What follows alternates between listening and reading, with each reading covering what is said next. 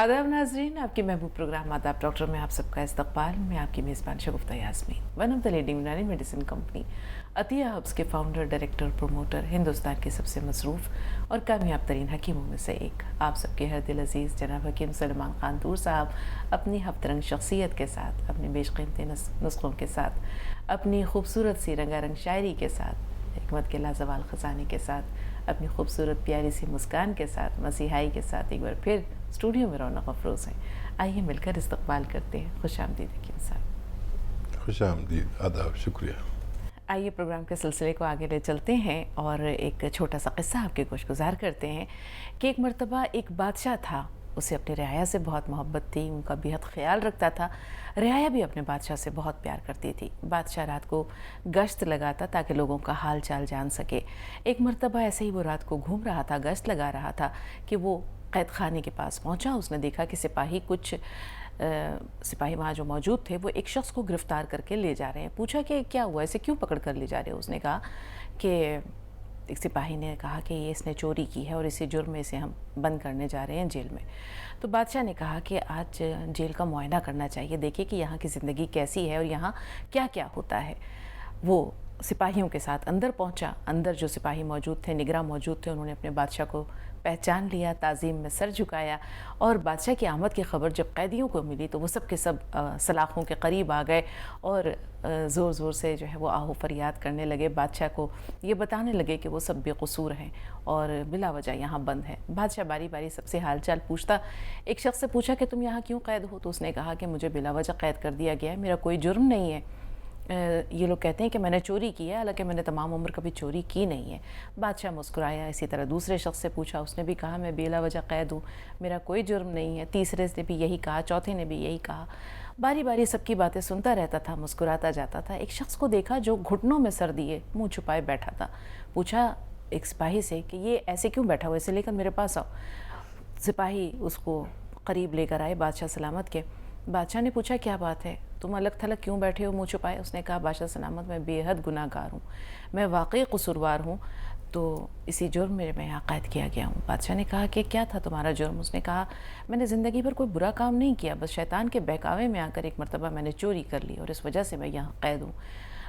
बादशाह ने कहा कि यहाँ इतने सारे बेगुनाहों के दरमियान एक वाहिद तुम ही शख्स हो जो अपने आप को गुनाहगार या कसूरवार बता रहा है। तो मेरा मानना यह है कि इतने बेगुनाहों के दरमियान तुम्हें यहाँ नहीं रहना चाहिए, मैं तुम्हें आज़ाद करता हूँ। उसे आज़ादी मिल गई, बादशाह चला गया। कुछ दिन के बाद फिर आया। इस बार तमाम कैदियों ने बारी बारी अपने गुनाहों की फ़हरिस्त, अपने जराइम की फ़हरिस्त गिनवानी शुरू कर दी। बादशाह ने सुना तमाम बातें और उसके बाद कहा कि ये तमाम जो लोग हैं इन्हें बहुत ढिठाई है इनमें अभी भी, इनको अपने गुनाहों पर कोई नदामत और शर्मसारी नहीं है और ये बड़े तफसील से अपने जराइम की फ़हरिस्त गिनवा रहे हैं। तो मेरा मानना ये है कि इनकी सज़ा कुछ दिन और बढ़ा देनी चाहिए। इस मरतबा बादशाह के साथ उसका वज़ीर भी था। बादशाह तो चला गया। उन लोगों ने वज़ीर से पूछा कि ये तो बताइए, पिछली बार उस शख्स ने अपने आप को गुनाहगार बताया, अपने गुनाह का एतराफ़ किया और उससे रिहाई मिल गई। इस बार हमने एतराफ़ किया तो हमारी सज़ा मज़ीद बढ़ा दी गई, मामला क्या है?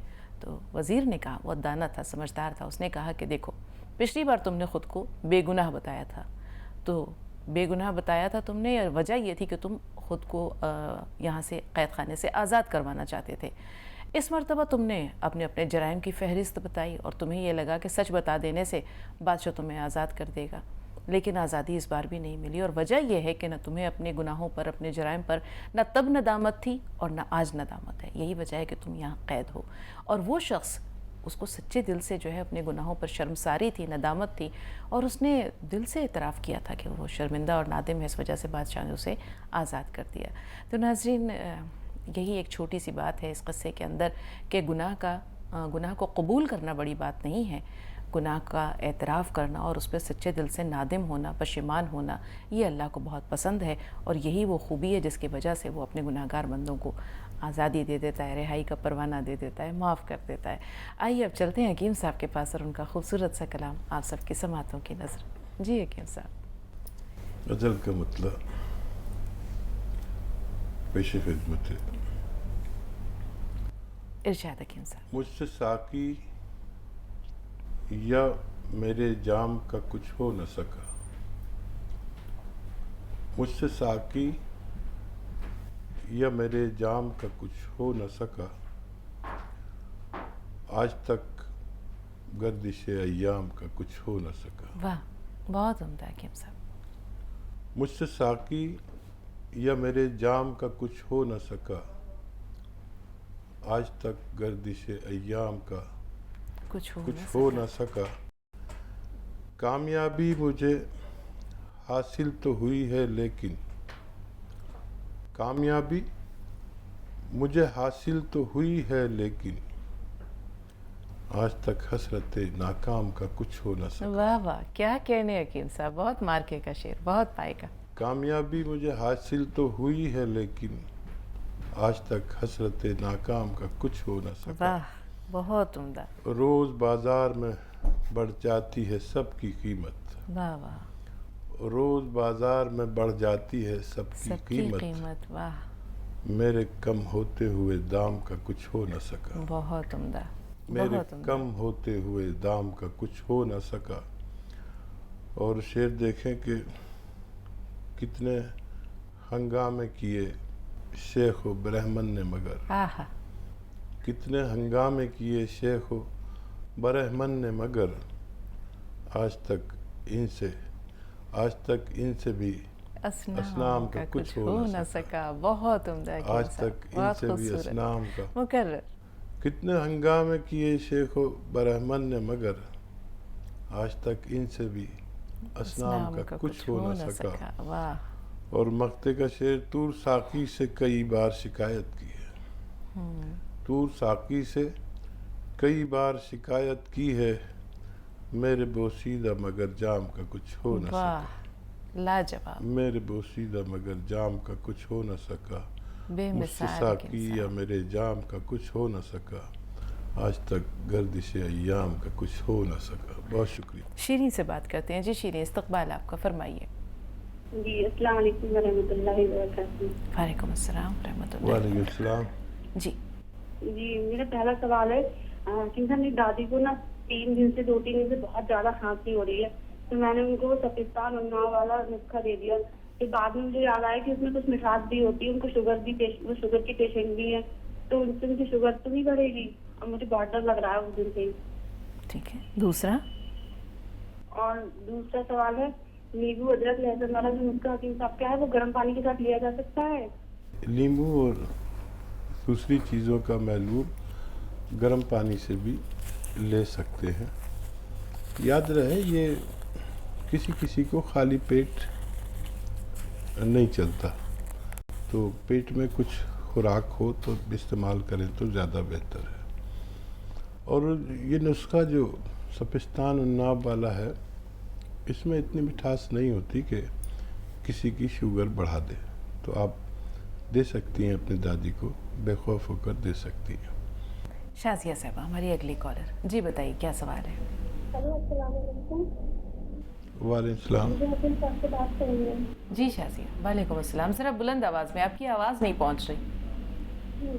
कल मेरी बात हुई थी ना, तो थोड़ी सी मेरी बात रह रही थी, वो थोड़ी सी करनी है, तो अब मैं ना चीज़ें करते ले रही हूँ, इसका पूरा होने वाला है, बस थोड़ा सा रह गया है। तो अब मैंने एलोपैथिक की दवा ले रही है, तो जब ज़्यादा तकलीफ थी तो एलोपैथिक दवा ले रही है, तो अभी तो चला नहीं जा रहा है, तो सीधे एलोपैथिक पर जरूरी है। तो ये पूछना था कि साथ की एलोपैथिक दवा ले सकती है आपकी दवाई पर? तो और ये भी पूछ सकते हैं कि अपने सामने काला नमक बताया था, तो हमने वो आपसे दवाई खाने से मंगवाया है हिसाब से, तो वो ठीक है, डॉक्टर के बाद ले सकती है काला नमक? आपको दर्द बहुत ज़्यादा है तो डॉक्टर से कोई और ऐसी गोली लिखवा लीजिए, और जब भी गोली खाएं आप दर्द की, उसके साथ एसिडिटी की दवा ज़रूर लें। अक्सर मैंने देखा है दर्द की दवाएं एसिडिटी बहुत ज़्यादा कर देती है, कभी कभी बहुत परेशानी हो जाती है।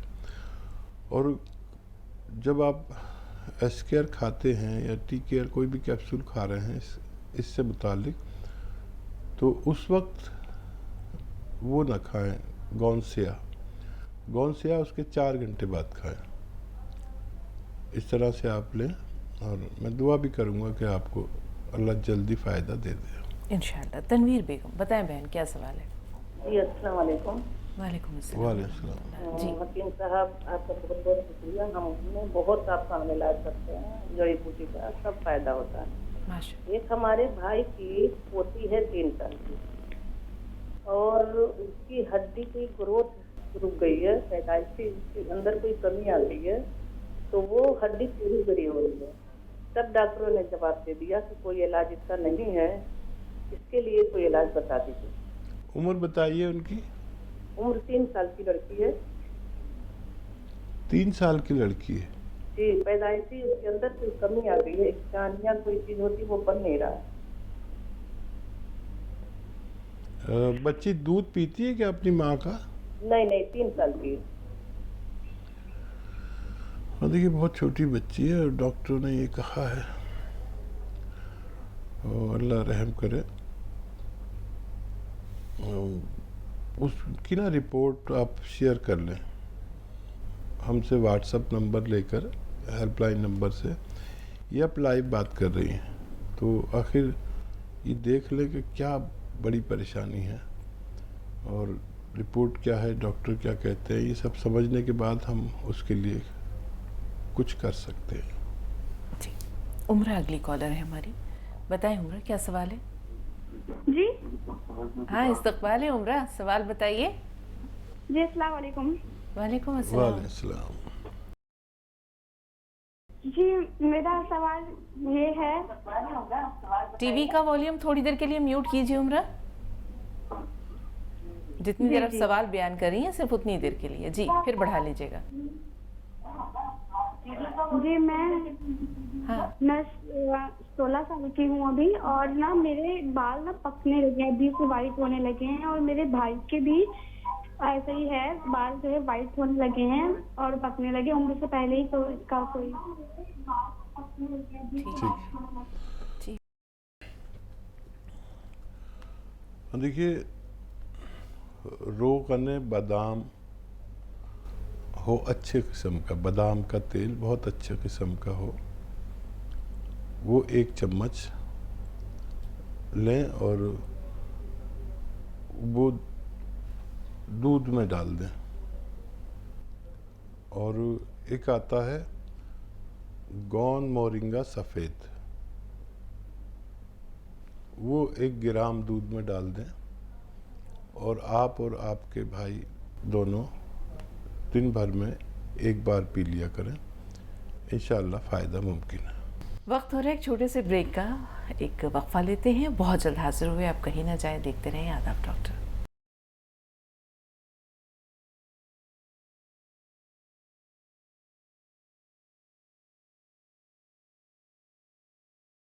ब्रेक के बाद आप सबका भी इस्तकबाल है और एक बार फिर पुरतपा खैर मकदम हकीम साहब का तमाम नाज़रीन की तरफ से खुश आमदीद हकीम साहब।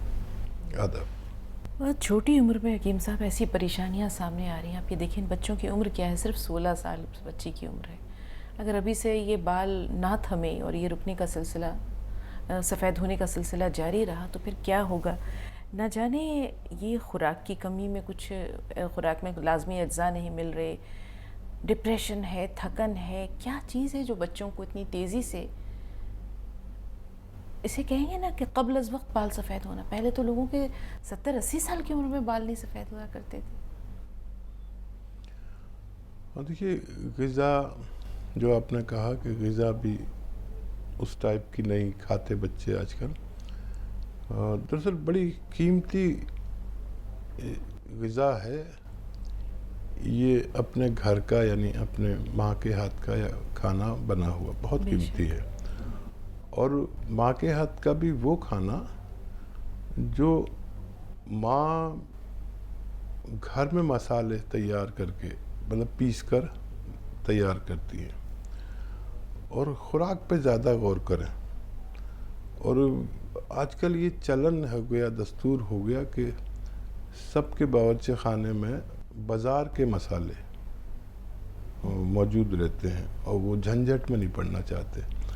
आप यकीन करें कि ये जो खुराक है, ये खाना, ये सबसे कीमती सरमाया है इंसान के लिए, ज़िंदा रहने के लिए भी और सेहतमंद रहने के लिए भी। और हम सब बाज़ार के ऑर्डर का खाना खाते हैं, बेशतर, और उसको हमने अपने दस्तूर में डाल लिया और उसको हम अच्छा समझने लगे। मेरे बचपन में इसको बहुत बुरा समझते थे, बाज़ार का खाना खाना, यानी ये समझते थे कि इसका कोई नहीं है। तो वालदा जो आपकी खाना बनाएं इस तरह से, तो उसकी कदर किया करें। ज़रूरी अज्जा आपके जिस्म में पहुँचेंगे।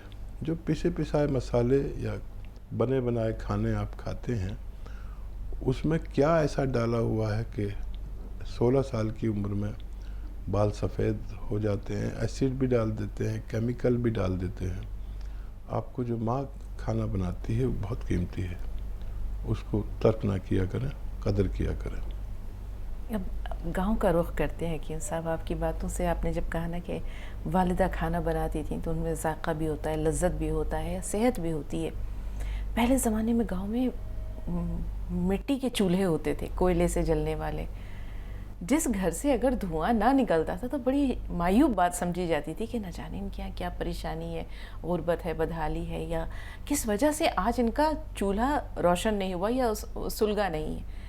अब ये देखें कि ज़िंदगी हमारी किधर आ गई। अब गैस के चूल्हे हैं, इंडक्शन हैं, बाहर से खाना ला के खा लीजिए, किसी को ख़बर नहीं होगी, पकेगा, होटल से खाना आ जाएगा तो भी पता नहीं चलेगा।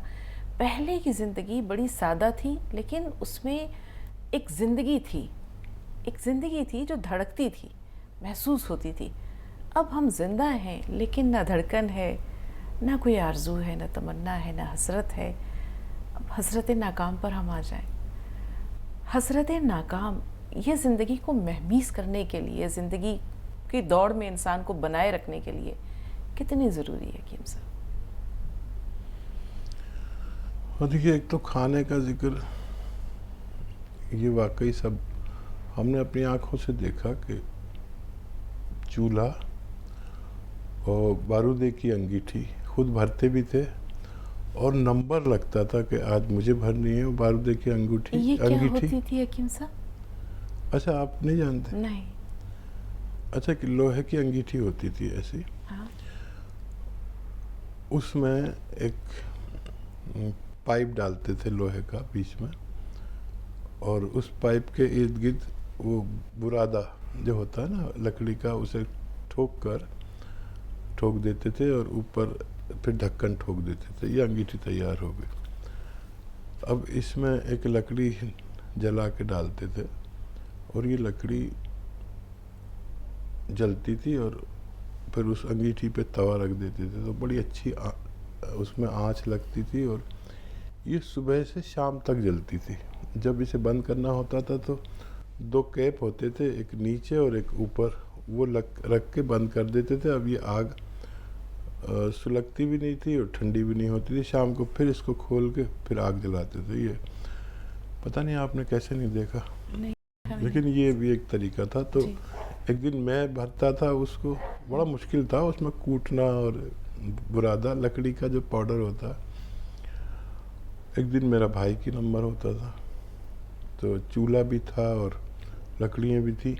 लकड़ियों की एक कोठरी होती थी और एक कोठरी लकड़ी के बुरादे की होती थी, और एक किचन होता था जो काला सा रहता था बहुत, क्योंकि वो लकड़ी का धुआं काला कर देता है। अब तो वो सब ख़त्म ही हो गया तकरीबन, लेकिन अभी भी हमारे घरों में वो चूल्हा है और उसके जायका अजीब होता था। आज भी लोग पसंद करते हैं, हम भी खा लेते हैं। और ये जो हसरत नाकाम है, तो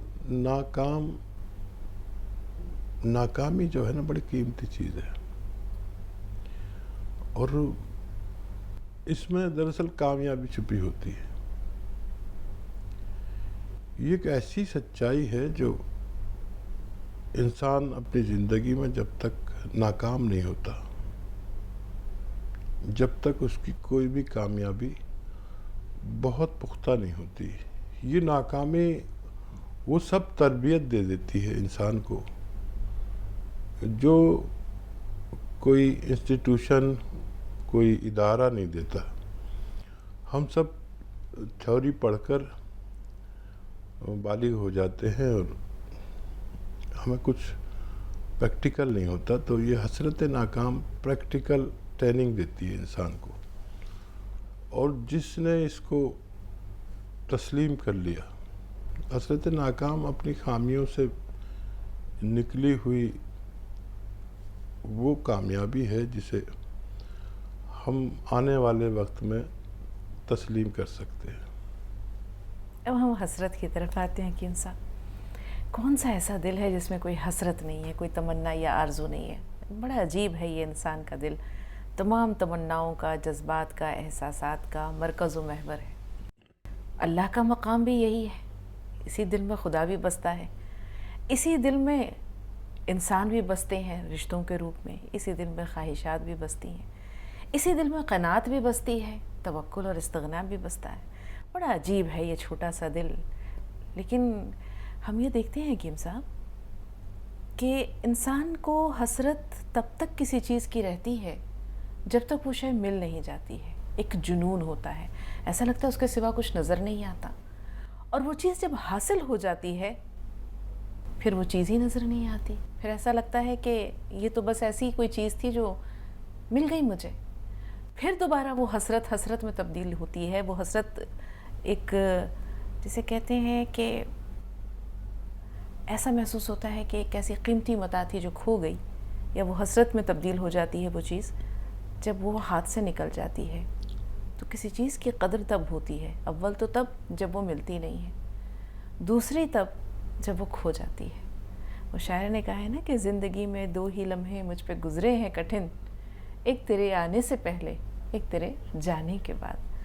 तो चीज़ का मिलना, उससे पहले हसरत होती है, मिल जाने के बाद उसकी जब बेकदरी होती है, खो जाती है, तो महसूस होता है कि क्या खोया क्या पाया। हाँ देखिए, वाकई इश्क में नारसाई बड़ी चीज़ है।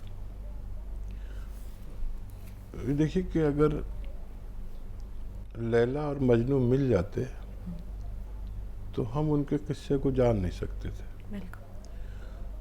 तो क्योंकि उनकी रसाई नहीं हुई तो एक बड़ी बात, बड़ा काम हो गया। और शायद वो लैला अगर मजनू को मिल भी जाती तो वो हसरत नाकाम ख़त्म हो जाती, जुस्तजू ख़त्म हो जाती। मैंने अपनी ज़िंदगी के इस हिस्से पर और उस हिस्से पर बड़ा गौर किया जब मेरे पास हर चीज़ की कमी थी, लेकिन जिसमें तहरीक बहुत थी, हर चीज़ को पाने की ख्वाहिश बहुत थी। और आज जो मैं ज़िंदगी जी रहा हूँ उसमें ख्वाहिश कोई नहीं है। मेरी अभी बहनें और सब आए हुए थे और मैं यकसुई इख्तियार कर लेता हूँ गांव में,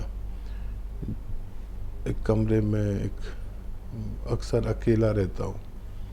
तो सब पूछने लगे कि क्या वजह के इतना नाम, इतना सब कुछ, और वो सब कुछ जो एक इंसान तमन्ना करता है वो तेरे पास है और जो चाहे तो हासिल कर सकता है, लेकिन इतनी तन्हा क्यों ज़िंदगी गुजारता है। तो मैंने उनसे कहा कि यही वजह है कि जब तक मैं इन चीज़ों तक पहुंच नहीं पाता था, जब तक मुझ में बड़ी तलब थी। अब हर चीज़ हासिल है, शायद यही मेरा ऐसा पॉइंट है जिसको मुझ में तहरीक नहीं रही, तलब नहीं रही। बगैर तलब की ज़िंदगी भी ठीक नहीं है। आपको सब कुछ हासिल हो जाएगा तो आप परेशान हो जाओगे। इंसान के लिए कोई तमन्ना, कोई तलब, कोई ख्वाहिश बड़ी ज़रूरी है, जो शायद मुझ में अब नहीं रही। प्रोग्राम का सिलसिला चलता रहेगा नाज़रीन। एक छोटा सा ब्रेक ले रहे हैं, ब्रेक के बाद हाजिर हुए।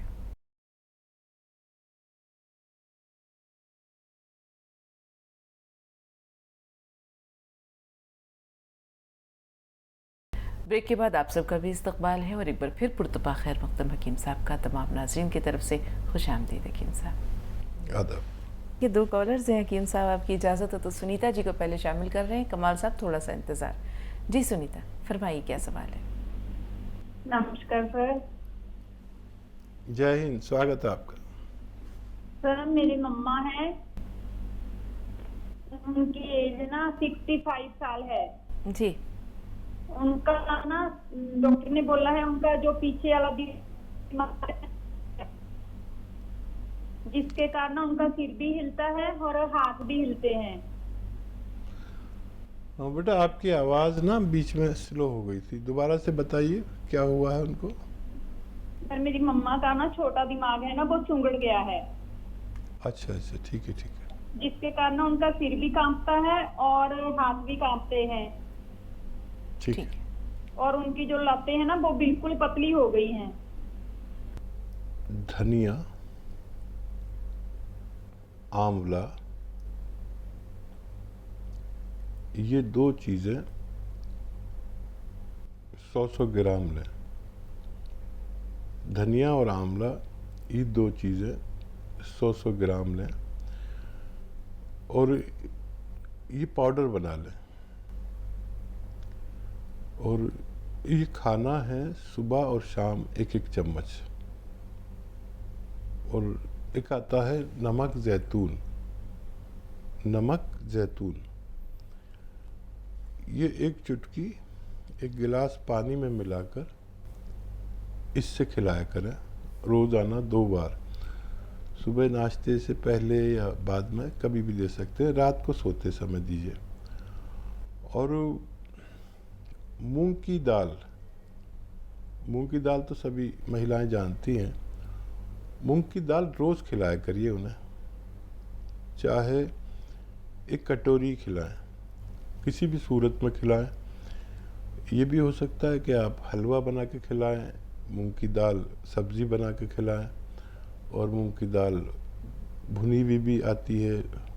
किसी भी सूरत में कम से कम 1 कटोरी या 2 कटोरी मूंग की दाल ज़रूर खिलाया करें। लंबा इलाज है लेकिन कामयाबी मिल सकती है। जी। कमाल खान साहब, क्या सवाल है आपका? कमाल भाई, हमें सुन पा रही हैं आप? हेलो, हाँ जी। जी। इस्तकबाल है, बताएं सवाल क्या है आपका? हकीम साहब, अस्सलाम वालेकुम। वालेकुम सलाम। मैं बोल रहा हूँ कि मेरा तो हाथ तो इंशाल्लाह ठीक हो चुका है, क्या मैं वो सिरका खाऊंगा क्या फिर? और वो मेरा कुछ शुगर बढ़ गया है, शुगर में निकल गया है, वो दवा खाने से तो कंट्रोल है, लेकिन क्या उसके लिए कुछ नुस्खा बता देंगे सर? अच्छा, मेरी कोई दवा आप ले रहे हैं, मेरा नुस्खा? जी मेरा बताया कोई नुस्खा ले रहे हैं क्या आप? जी, ले रहा हूँ। ठीक है। हाँ, हाथ तो आपका ठीक हो ही चुका है माशाल्लाह, और भी आप कुछ दिन दवा लेकर उसे छोड़ सकते हैं। और क्या, शुगर? जी। देखिए, शुगर का एक बड़ा अच्छा इलाज है और लोग उससे वाकिफ बहुत कम हैं, और समझ ले बात को। शुगर की ज़ाती तौर पर लोग बहुत सारी दवाइयाँ करते हैं। कोई नीम का पत्ता खा लेता है, तो कोई करेले का जूस पी लेता है, तो कोई जामुन खाता है, कोई जामुन की गुठली खाता है, बेशुमार दवाएं हैं। लेकिन मेरी नज़र में जो मैं रॉ मटेरियल बता रहा हूँ, कच्ची दवा, वो है जामुन का गोंद। एक तो मुश्किल से मिलता है और नकली भी बहुत मिलता है। ये जामुन का गोंद असली ले लें और 1-1 चुटकी 2 या 3 बार खाने से आधा घंटा पहले खा लिया करें, और रोज़ खाएं, पानी से लें, तो आपकी शुगर अच्छी तरह कंट्रोल करता है। जी। गुजरात से एक खातून है, अपना सवाल बताइए बहन। अस्सलाम वालेकुम। वालेकुम अस्सलाम। वालेकुम सलाम। बहुत बढ़िया। मैं रोज आपको देखा करती हूँ। मेरी अम्मा है, उनको पहले पाकिस्तान में गिनती थी। हाँ जी। टीवी की आवाज़ थोड़ी देर के लिए कम कर दीजिए बहन, बंद कर दीजिए तो बेहतर रहेगा।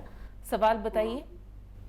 मेरी अम्मा कहे ना पहले गिनती थी, कहाँ गिल्टी थी?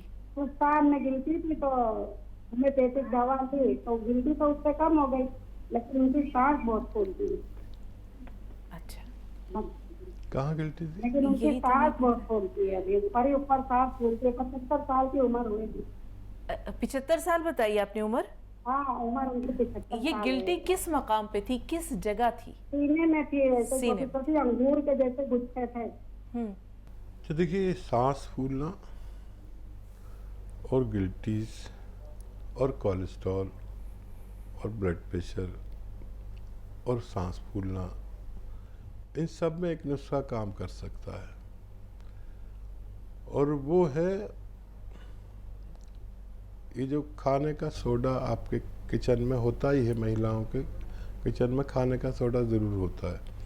एक चुटकी खाने का सोडा और एक चुटकी नमक ज़ैतून असली। नमक ज़ैतून नकली बहुत मिलता है, असली ले लें और एक एक चुटकी पानी में मिला के रोज़ 2 बार खाने के बाद पिला दिया करें, और 6-7 महीने दें, तब उनको फ़ायदा होना मुमकिन है। जी, एक छोटी सी गुजारिश और आई है कि साहब, सुनीता की कॉल जो है वो अपनी फ़ोन लाइन पर थी। उन्होंने कहा था कि चूँकि मैं फ़ोन पे ही सुनना चाहती हूँ, लाइट नहीं है, लेकिन डिस्कनेक्ट हो गई थी। तो वो एक बार फिर गुजारिश कर रही हैं कि उनकी वालदा का जो सर हिलने से मुताल्लिक़ मसला है, शिवरिंग होती है सर में और हाथों में, तो आपने क्या फरमाया था, वो रहनुमाई एक बार फिर दरकार है। देखिए, एक तो मूंग की दाल का सेवन करें दिन में 1 से ज़्यादा बार, चाहे एक एक कटोरी ही पिलाएं खिलाएं, सब्जी के साथ, सब्जी बनाकर या खिचड़ी में दें या हलवा बनाकर दें, ये उनको ज़रूरी कर दें। और उनके छोटे दिमाग सिकुड़ रहा है, ये आपने मुझे बताया डॉक्टरों के हवाले से। तो आंवला और धनिया, आंवला और धनिया 100-100 ग्राम ख़रीद कर पाउडर बना के रखें, और ये पाउडर आपको सुबह शाम नमक ज़ैतून के पानी से लेना है। नमक ज़ैतून एक ऐसा नमक है जो असली लेना शर्त है, नकली बहुत मिलता है। और एक चुटकी नमक ज़ैतून पानी में मिला दें, और इस पानी से ये 2 चीज़ों का चूरन यानी पाउडर यानी सफ़ूफ 2 बार, सुबह मॉर्निंग में और रात को सोते समय 2 बार खिलाएं, नमक ज़ैतून के पानी से। नमक ज़ैतून असली होना ज़रूरी है। जी, एक कॉलर और है, अपना नाम बताइए। सलमा साहबा, मैं सुन पा रही हैं आप? हेलो। जी सलमा साहबा, सवाल बताइए। हाँ जी, मेरे ना जड़े दांतों में मसूड़े हैं ना, हाँ, वो बहुत वीक हो गया, मतलब कमजोर हुए, वो छोटे हो गया, सुंगड़ गया। ते उसका इलाज कोई होवे घरेलू जिवें। ते दूसरा नंबर ये है, मेरा सवाल है कि जड़ा कैल्शियम घटदी है हड्डियां दी, हाँ, ਉਹ ਘਰ ਵਿੱਚ ਕਿਹੜੀ ਚੀਜ਼ ਖਾਧੀ ਜਾਵੇ ਵੀ ਜਿਹਦੇ ਨਾਲ ਉਹ ਪੂਰੀ ਹੋ ਸਕੇ ਰੋਜ਼ਾਨਾ ਦੀ, मतलब ठीक है, रूटीन ਵਿੱਚ। ठीक है। ਤੇ ਇੱਕ ਮੇਰਾ ਬੇਟਾ ਹੈ, ਉਸਕੋ ਨਾ ਅੱਜ ਝੁਕਣ ਲੱਗਾ ਹੈ ਤੇ ਉਹਨੂੰ ਕਮਰ ਵਿੱਚ ਨਾ ਵਲ ਪੈ ਗਿਆ ਹੈ, ਉਹ ਬਹੁਤ ਦਰਦ ਕਰਦਾ ਹੈ ਅੱਜ। ठीक है, बच्चे की उम्र क्या है? और 18 साल है उसकी उम्र से, वो सही नहीं हो रहा गा। सवेर ਦਾ 2-3 घंटे हो गए ਉਹਨੂੰ ਪੀੜ ਹੋ ਰਹੀ, ਸਾਹ ਦੇ ਨਾਲ ਪੀੜ ਹੁੰਦੀ ਹੈ ਉਸਨੂੰ। ये कमर में बल कब पड़ा? हाँ जी, ये कमर में आपने कहा बल पड़ गया है, कब पड़ा? हाँ आज सवेरे सुबह ही पिया आज है, सवेरे तो की वो बात है। 3 घंटे। ठीक हाँ है। जी, तो वो ठीक नहीं हो रहा, मतलब दर्द करता बहुत ज्यादा। ठीक है, उसका भी कोई इलाज बता देना ਸਾਨੂੰ। बेहतर, ठीक है। हाँ जी, एक चीज़ आपसे पूछनी थी, आप फोन लाइन पर हैं सलमा? जी, हाँ जी। आपने कहा आपके मसूड़े जो है ये कमज़ोर हो गए, अक्सर ऐसा होता है हाँ कि जी। मसूड़े जो हैं ये ऊपर को जाने लगते हैं और दांत नुमाया होने लगते हैं, ये हाँ जी, हाँ जी, हाँ, यही हो रहे हैं। ऐसा ही है। हाँ, भी वो ठीक। छोटे हो गए ऊपर, वो छोटे हो गए ना ते उसको विच ओ लगी हुई सड़न जी लगी हुई है। ठीक है, वो ठीक, हाँ बताना है भी वो कैसे पता ठीक हो ठीक। जाएगा। भी डॉक्टरों के वो डॉक्टर तो बोलते हैं भी साफ कर देंगे, सफाई कर देंगे, हाँ। पर वो बाद च दंद कहते हैं भी कमजोर हो जाते हैं, फिर छेती निकल जाते हैं दंद। ठीक है जी। जी हकीम साहब। अच्छा देखिए, एक तो जिस उम्र में आप हैं, मैं समझ सकता हूँ जिनका बच्चा 18 साल का हो तो उनकी उम्र क्या होगी। यहाँ पर हमें कैल्शियम की ज़रूरत पड़ती है, तो एक कैल्शियम एक हफ्ते में 1 या 2 कैल्शियम की टैबलेट ज़रूर ले लिया करें, एलोपैथ में ले लें। उसमें वो सब होता है जो हमारे शरीर को ज़रूरत होती है। और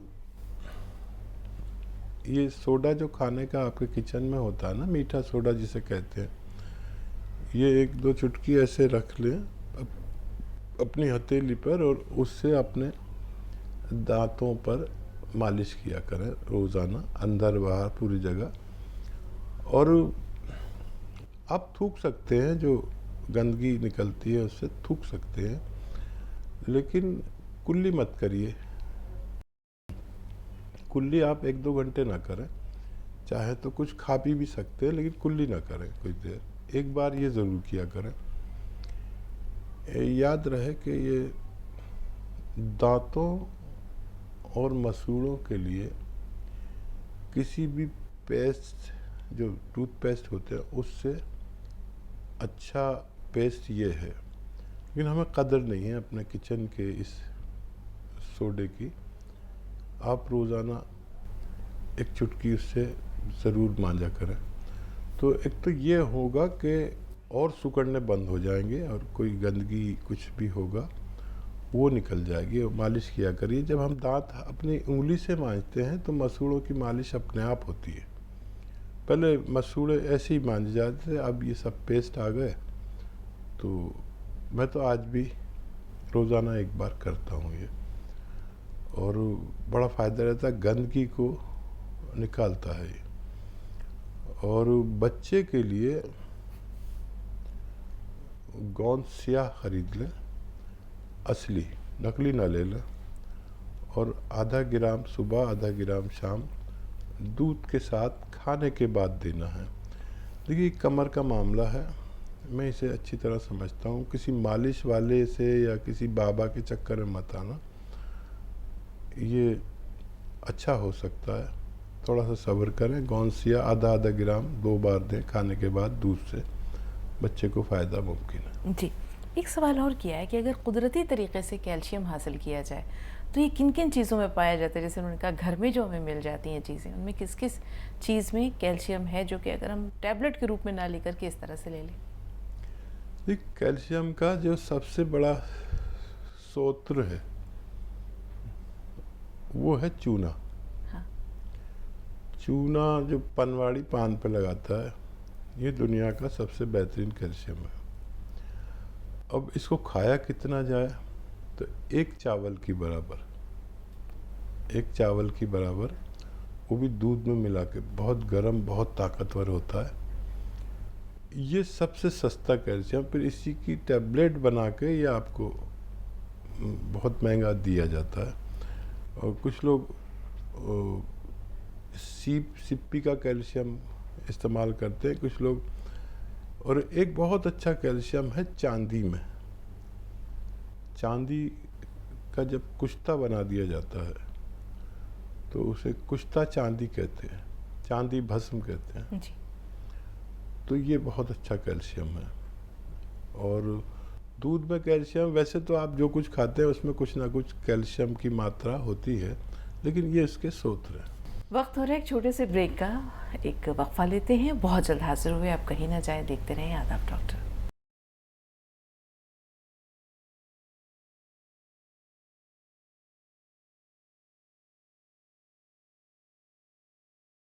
ब्रेक के बाद आप सबका भी इस्तकबाल है और एक बार फिर पुरतबा खैर मकदम हकीम साहब का तमाम नाज़रीन की तरफ से खुश आमदीद। हकीम साहब आदाब। तीन साहब बताएं क्या सवाल है? हेलो, जी, टीवी का वॉल्यूम थोड़ी देर के लिए म्यूट कर दीजिए भाई, फिर सवाल बताइए अपना। अस्सलाम वालेकुम। वालेकुम अस्सलाम वालेकुम अस्सलाम। रहमतुल्लाहि व बरकातहू। जी मेरा नाम जियाउद्दीन है। जी जियाउद्दीन साहब। मैं हैदराबाद से बात कर रहा हूँ। मेरे 3 सवाल है। हाँ, पहला।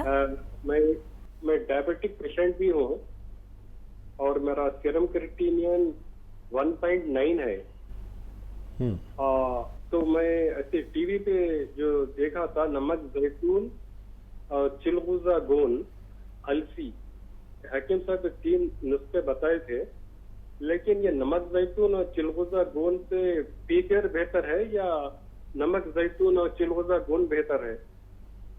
ठीक और है। तीसरा सवाल ये है कि अलसी आधा चमचा खा रहा हूँ, लेकिन लूज मोशंस और खुजली भी हो रही। और तीसरा सवाल ये है कि मैं नमक जैतून चिलगोजा गोंद आपके पास से मंगाया, मैं 10 दिन हो गया, अभी तक दवा नहीं मिली। और वो हैदराबाद में आ चुकी है, बोल रहे हैं शायद आज या कल में मिलेंगे, बोल रहे हैं 10-12 दिन हो गया, अभी तक नहीं मिली। तो इसका तरीका क्या है? और पी केयर की भी एडवाइस कर रहे थे लोग, पी केयर भी बेहतर है, तो दोनों में कौन सी बेहतर है, जरा वो मशवरा चाहिए था। और नमक जैतून, चिलगोजा गोंद और अलसी का तरीका, खाने का तरीका चाहिए था। बेहतर भाई, बेहतर। जी हकीम साहब। नमक जैतून एक चुटकी पानी में मिला लेते हैं और इस पानी से आधा चम्मच अलसी और एक चुटकी गोंद चिलगोजा आप एक वक्त में एक बार ले सकते हैं और पूरे दिन में 2 बार भी अगर ज़रूरत पड़े तो ले सकते हैं। और नमक जैतून की जगह आप पी केयर भी ले सकते हैं।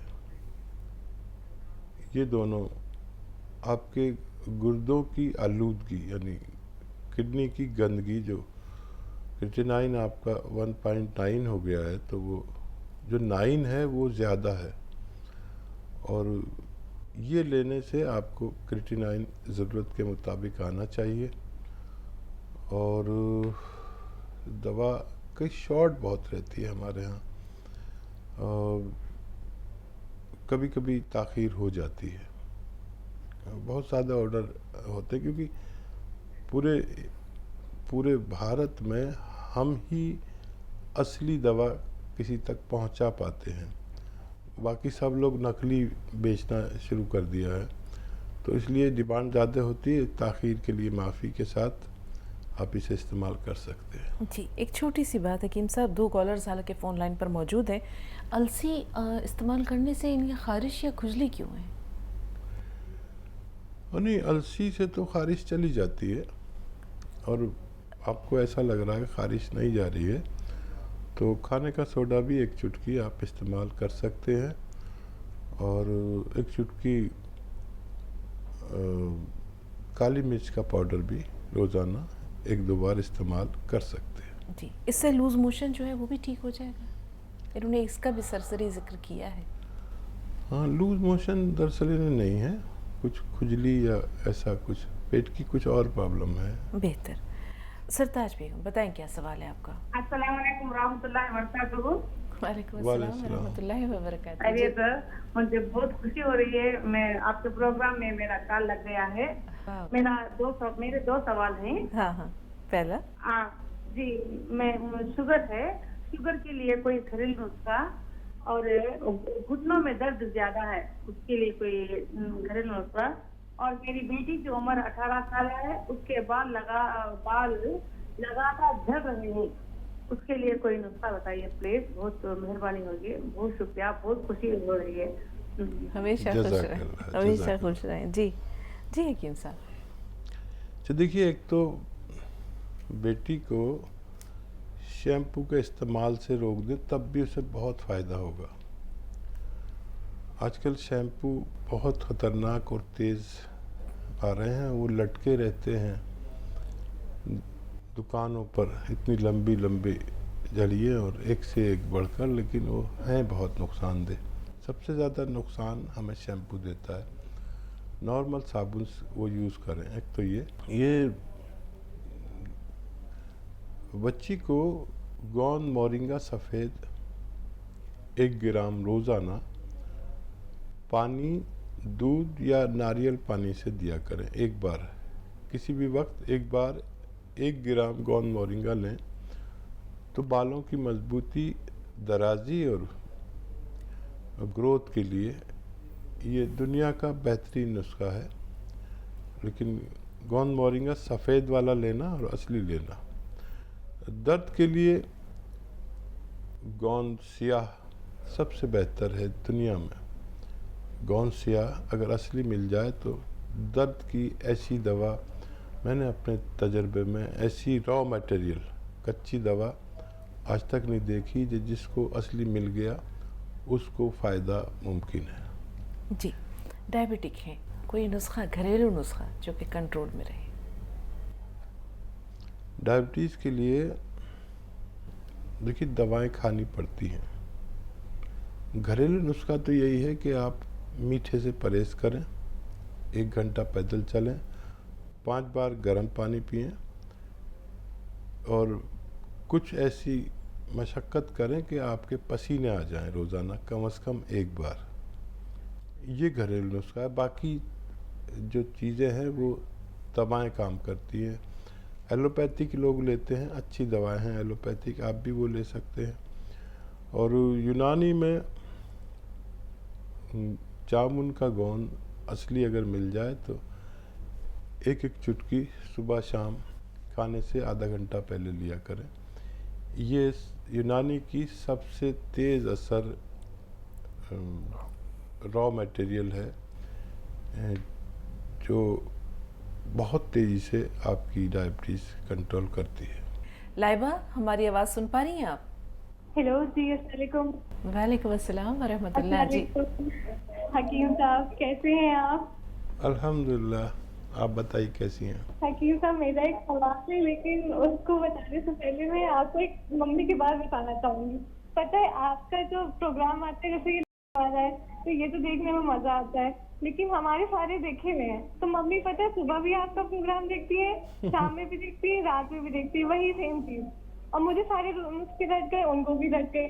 तो इससे पहले आप किसी को दवाई बताएं, वही बता देती है। तो मैं कहती हूँ आपको देखती हूँ मैं। उनको जॉब दे दीजिए अपने पास एक। बहुत एकदम ही उनको सब याद हो गया है, एकदम हर किसी को बता देती है। पूरे मोहल्ले में उन्होंने पता है सबको दवाइयाँ दे दी, पूरे खानदान में उन्होंने सबको दवाइयाँ दे दी। कहाँ से बोल रही हैं लाइबा, आप कहाँ से बोल रही हैं? लखनऊ से। हमारी बात हो चुकी है क्यों साहब पहले भी। बहुत खूबसूरत। हाँ, मैं पहचान गया। अब तो उनको कोई उनके नाम से बोलता ही नहीं है, अब तो जहरा सुलेमानी बोलते हैं सब उनको। अच्छा, मेरा सवाल जो है ना, मेरे भाई के उसके पैर में क्लॉट थी ना, तो अब ना उसका पैर अभी भी वैसे ही है, मोटा पतला नहीं हो रहा है। और वो कुछ भी खा लेता है तो अक्सर उसका होठ सूज जाता है। जैसे आम खा लिया उसने 2 दिन पहले तो सूज गया, या कुछ और खा लेता है तो एलर्जी जैसी हो जाती है, उसका होठ सूज जाता है और छिल जाता है और वो कुछ खा नहीं पाता, और उसके साथ अक्सर ऐसा होता है। तो उसके लिए कुछ बता दीजिए। अपने भाई को 1 चुटकी खाने का सोडा पानी में मिलाकर पिला दिया करें, इंशाल्लाह वो इस बीमारी से महफूज रह सकता है। इनकी वालदा के लिए भी तो कुछ फरमा दें हकीम साहब। देखें कि आपके माशाल्लाह कहाँ किस किस रूप में फैंस हैं और किस तरह ये आपके मिशन को खामोशी के साथ आगे ले जा रहे हैं। और दरअसल जितने भी समझदार लोग हैं ना, अब उन्होंने टेलीविज़न देखना ही बंद कर दिया और वो ऐसे प्रोग्राम से जुड़ गए जिससे हमें कुछ हासिल हो सके। नहीं तो इतनी मार धाड़, ये वो फसाद, झगड़ा, ये सब दिखाते रहते हैं। तो जितने भी पढ़े लिखे और समझदार लोग हैं वो ऐसे प्रोग्राम जिससे कुछ मालूमात होती है उससे जुड़ने लगे। ये अच्छी बात है और ज़्यादा देखने में कोई बात नहीं है। और जब हम उस किसी के मोहब्बत के उस उरूज पर होते हैं, किसी प्रोग्राम की या किसी और बात की, जब सामने वाले की बातें हमें आपकी वालदा की तरह हिफ्ज़ हो जाएं तो समझ लीजिए हम उस प्रोग्राम से मोहब्बत करते हैं। जी, परवीन साहब है राब्ते में। जी बताएं बहन, क्या सवाल है? परवीन साहबा हमें सुन पा रही हैं? अस्सलाम वालेकुम। जी, वक्त बहुत कम है, इख्तिसार के साथ जल्दी से सवाल बताइए। हेलो, अस्सलाम वालेकुम। वालेकुम अस्सलाम। जी, वालेकुम। हकीम साहब से 3 सवाल करना था। 3 सवाल का तो वक्त नहीं है परवीन साहबा, जो सबसे अहम है वो एक सवाल कर लें। ये सौंफ धनिया उबाल के पानी पीने के लिए बोले थे हकीम साहब। मेरे नमक जैतून के साथ सुबह में नहार पेट पीना है क्या नाश्ते के बाद पीना है? ठीक, ठीक, किसी भी सूरत में आप पी सकते हैं, निहार पेट भी पी सकते हैं और खाने के बाद भी पी सकते हैं। प्रोग्राम का वक्त तकरीबन ख़त्म हुआ चाहता है नाज़रीन। इजाज़त लेने से पहले हक़ बनता है कि आप सबका शुक्रिया अदा कर दिया जाए, और ख़ास तौर पर हकीम साहब का शुक्रिया ममनून व मशकूर है। हर रोज़ अपनी बेपनाह मसरूफ़ियात के बावजूद अपने नाज़रीन के लिए वक्त निकालना किसी कार खैर से कम नहीं है, ये सदक़ा जारिया है। हम तो सिर्फ ज़बानी तौर पर सिर्फ शुक्रिया अदा कर सकते हैं, लेकिन अज्र खैर देना अल्लाह के नज़दीक है, और वो इसका आपको कितना अज्र देगा ये मेरा रब जानता है। और आपके दिल की सदाकत, माशाअल्लाह, आपका खुलूस, आपके तनदही से लोगों की खिदमत करना, अल्लाह ताला इसे मुस्तजाब व मकबूल करे। बहुत बहुत शुक्रिया। ज़रा शुक्रिया, जज़ाकल्लाह। फिर मिलेंगे नाज़रीन, तब तक के लिए इजाज़त दीजिए। आदाब।